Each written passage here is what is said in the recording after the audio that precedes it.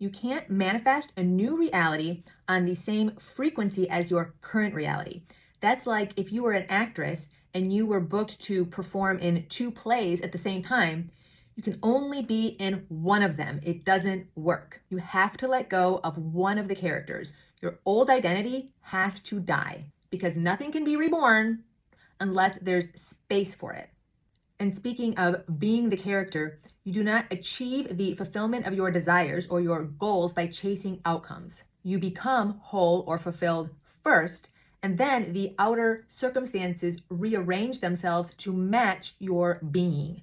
Look, you cannot manifest a successful case outcome, a improved financial situation, or a healthy relationship from a state of panic and desperation. Lack attracts more lack. You cannot manifest from beta brainwave survival mode.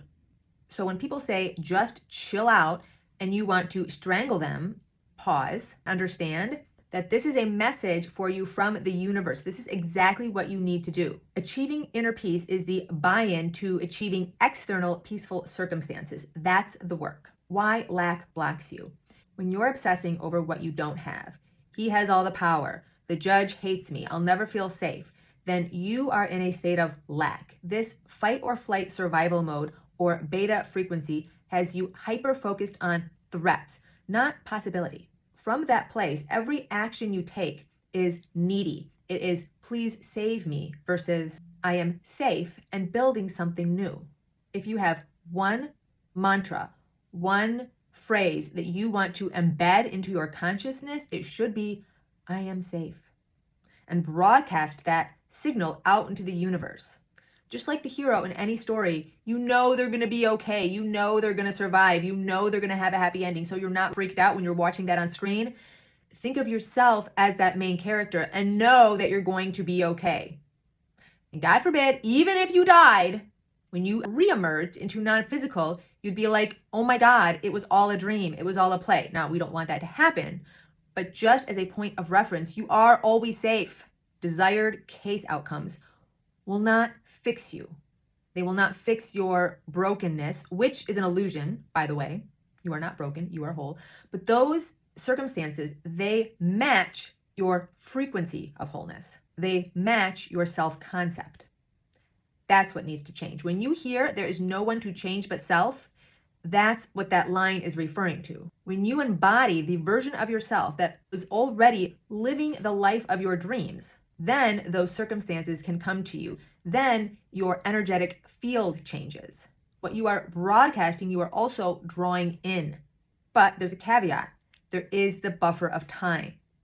Time will always separate cause and effect. And remember, you're the cause. Your life is the effect.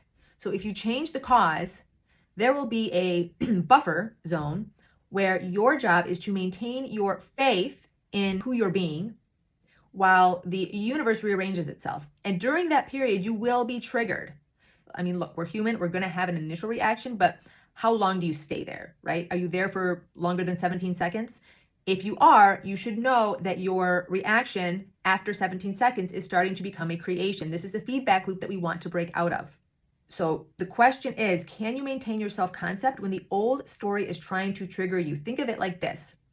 Let's say somebody is drinking heavily and they know that that is not conducive to the type of life they want. They know it's not good for their body. They know it's not good for their brain. They know it's not good for themselves spiritually, emotionally, in any aspect.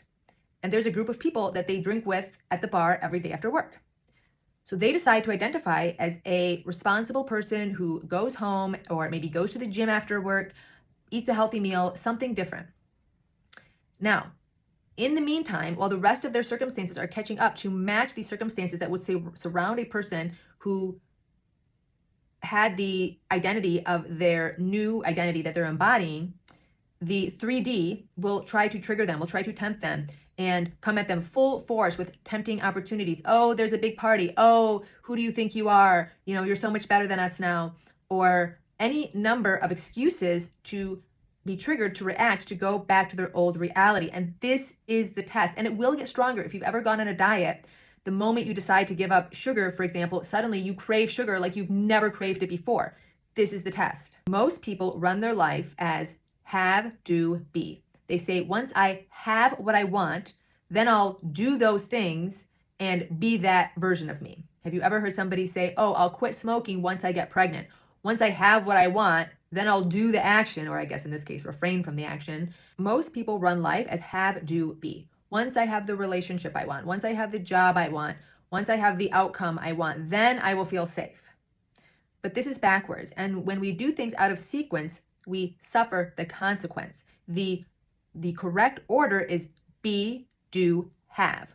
When you be more, then you naturally do the actions that are associated with that state of being, and then the having is a byproduct of the action. So let's say somebody wants to lose weight and they identify running as the avenue or the path. So they start by identifying as a runner. They be it. Even if that means they only run around the block, guess what? You're still a runner. You have to start somewhere. Do not make big jumps. Do not get caught in perfectionism. So what does a runner do? A runner runs. If you want to be a writer writes. Doesn't matter if it's a paragraph a day. You will build up. There is momentum that will take place if you practice consistency, even when you don't feel like it, okay? Because you're being it. The be, do, have principle flips the script. First, you be the version of yourself that has what you want. That version is naturally doing the actions, and the having is a byproduct of the doing. Be, do, have. Example. I am a calm, sassy, strategic mom who always lands on her feet. That's the being. The doing. You send one clean, factual email instead of a rage dump. The having. Over time, your evidence, your energy, and your decisions line up. And the 3D starts to shift. So how to shift out of lack? When you catch yourself spiraling, wallowing in despair, begging the universe, pause. Put your hand on your heart and ask, if I already had the outcome that I desire, how would I act? How would that version of me behave? Think about the word behave. Be, have. Behave is doing. And doing includes the being and the having. So if I already had the case outcome, the healthy relationship, the financial stability, how would I breathe? How would I move? How would I act right now? And then do one tiny thing. Maybe it's closing your computer. Maybe it's going for a walk. Maybe it's rewriting the email or sending the resume. Maybe it's saying no thank you to the voice in your head that's lying to you, to try to tempt you and pull you back into the old story. You do not manifest from desperation. You manifest from identity. Be her first.